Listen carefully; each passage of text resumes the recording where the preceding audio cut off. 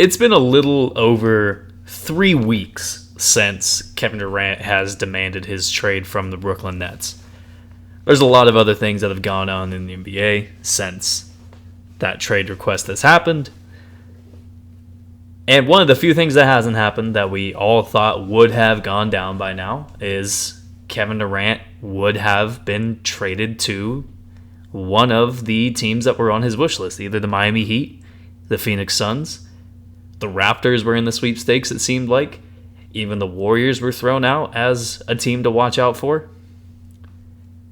I think what the Brooklyn Nets, and more specifically, Kevin Durant, have got to come to terms with. Listen, this is going to take a little bit of an explanation from me because, look, Kevin Durant, as it stands right now, is going to be on pace to be one of 14 players to crack the 27,000 point club. A list that includes names like LeBron James, Karl Malone, Kareem Abdul-Jabbar, Carmelo Anthony. He is going to get to a point where at the end of this year, we are strongly considering him the greatest scoring wing of all time. But as it stands at this given moment, nobody wants Kevin Durant on their basketball team. As it stands right now, Kevin Durant has become a negative as an asset to your basketball team. Just look at the 3 years of Brooklyn Nets basketball since Kevin Durant became a Brooklyn Net himself.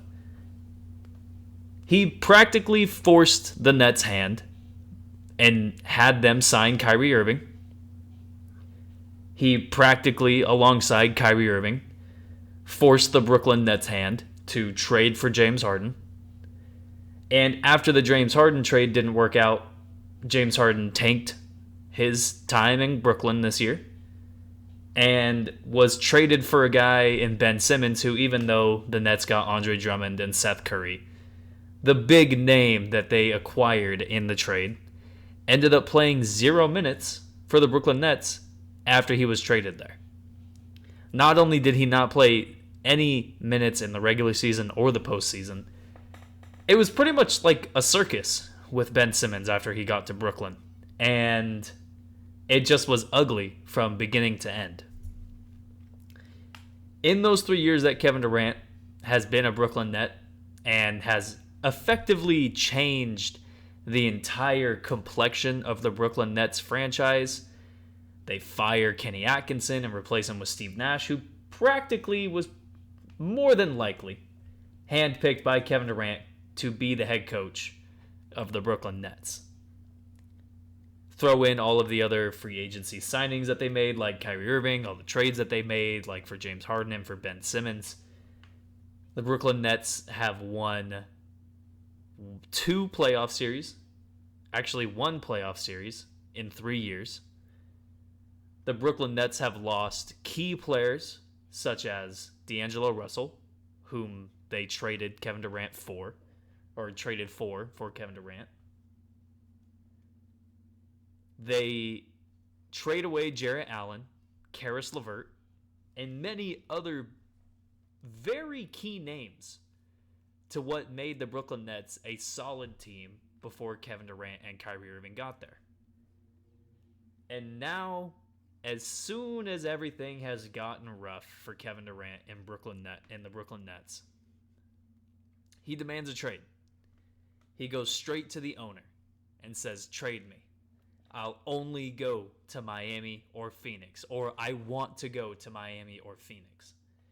2 teams whose biggest assets are either not really tradable or wouldn't be able to work with how Brooklyn's contract situation themselves is set up with Ben Simmons, who's on a rookie maximum deal.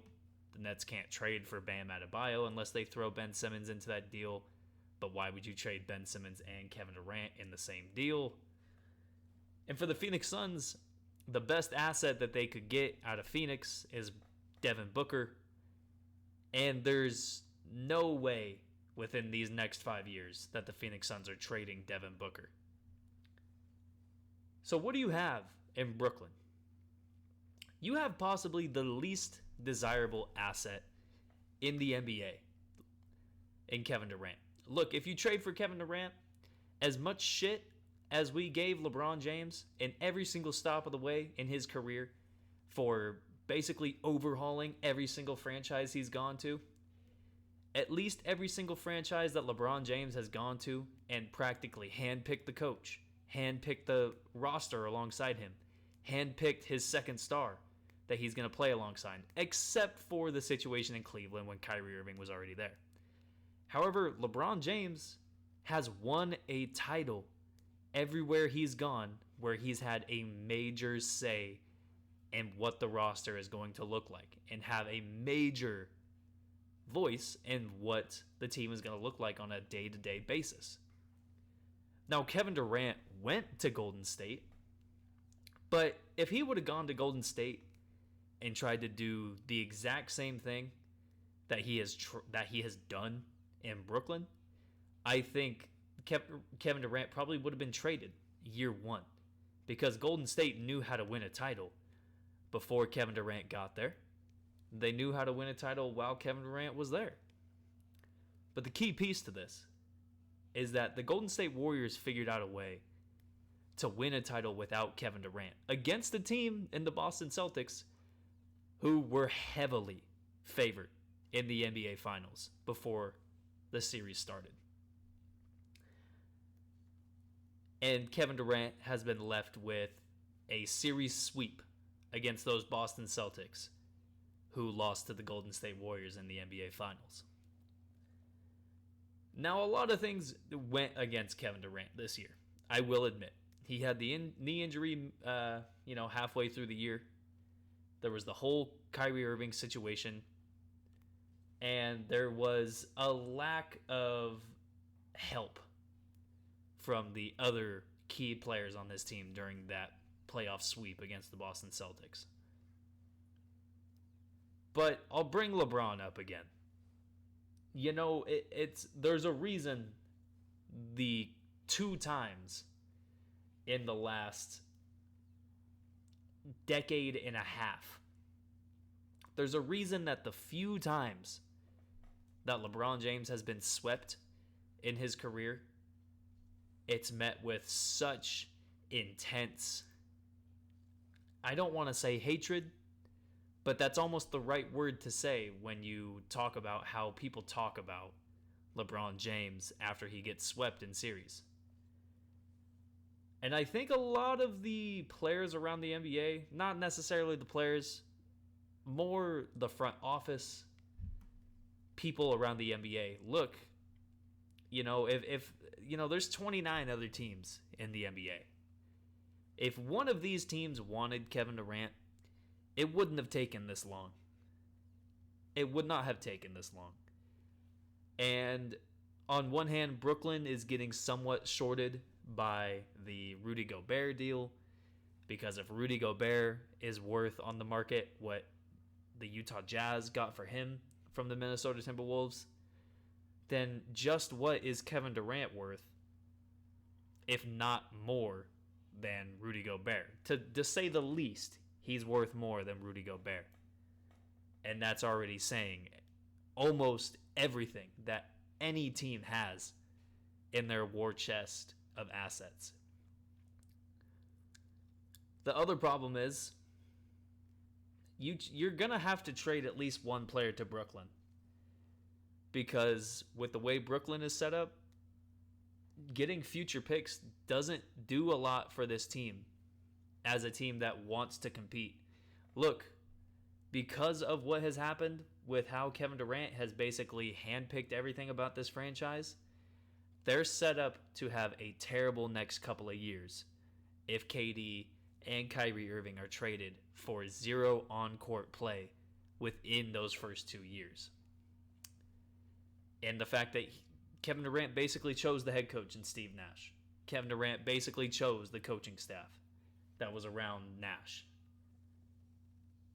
It's so hard for any NBA team to look at what Kevin Durant has caused Brooklyn to do over these last 3 years and say that it's been a positive thing for their franchise and their culture. And for those reasons, almost alone, are why Kevin Durant is probably the least desirable asset in the NBA right now. That makes as much money as he does and is as notable of a player as he is. I'll say it again. There's 29 other teams in this league. It wouldn't have taken a month to get Kevin Durant to a franchise if someone really wanted to do it.